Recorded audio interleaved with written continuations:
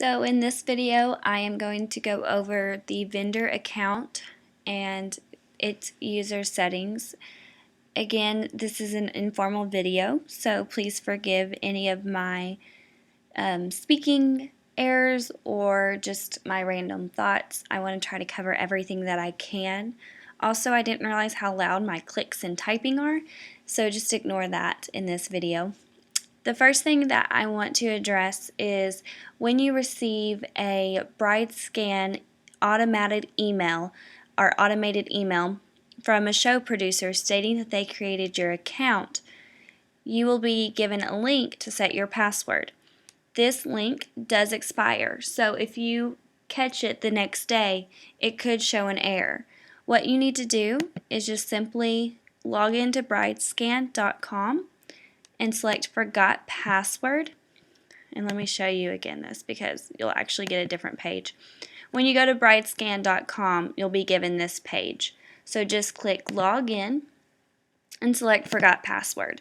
This will prompt you to enter the email that your show producer set your account up with. So just enter that email, click Reset, and BrideScan will send you an email immediately with the new link. So once you have your password set, you will need to log in to your account. And I logged into the Bride account, so let me log into the vendor account.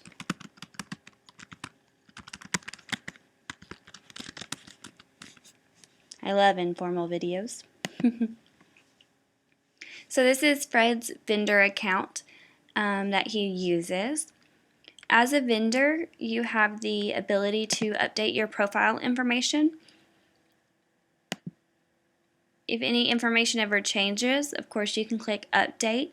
You can select the type of services that you offer. Of course, this can always change. I know that some people are adding photo booths now to their photography packages, so if you're a photographer, that's something that you could go in and add. You can put a description in your profile. You can actually even link out to your social media handles. You have to have this HTTP : in front of the URL in order for it to be linkable. So just keep that in mind. And of course, you can have all of your contact information. And then you would just click Save. Again, here is those links that link out to social media. You can even link your emails if you would like. When you're attending a show, if you need more barcodes than what someone is printing, you can always go to your vendor page and print more codes for yourself. Right now this one is down, so that is something that I've got to show our IT guys. But this typically would be a page form of our QR code, and here would be a badge form of our QR code. So that allows you to print both ways. When the show is over, you can see the scans that you received from the show. If you participate in more than one show that uses BrideScan, you can actually filter the shows accordingly. You even can download a CSV file. I'm going to show you what that looks like of all of the scans that were initiated at the show. Some of the information you'll have to kind of spread out the columns to see all of them. But this is a great way to follow up with leads and send email blasts with just a simple copy and paste.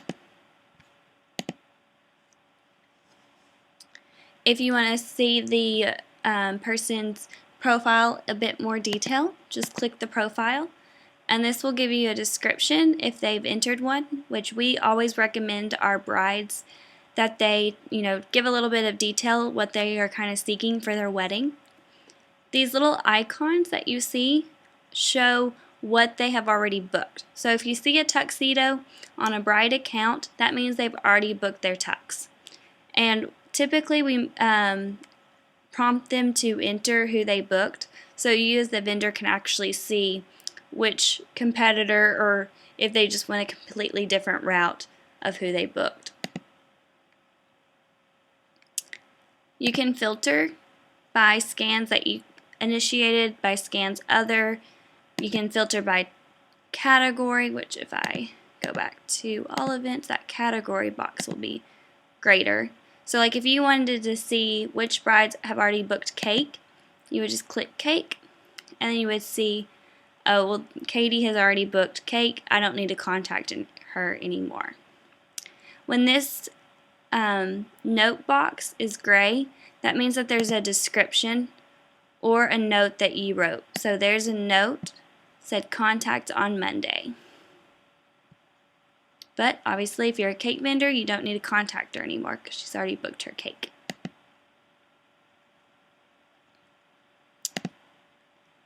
So as a vendor, that is pretty much the basics and the quick rundown. If you have any issues with your account, you can always contact us or your show producer, and we're always willing to help.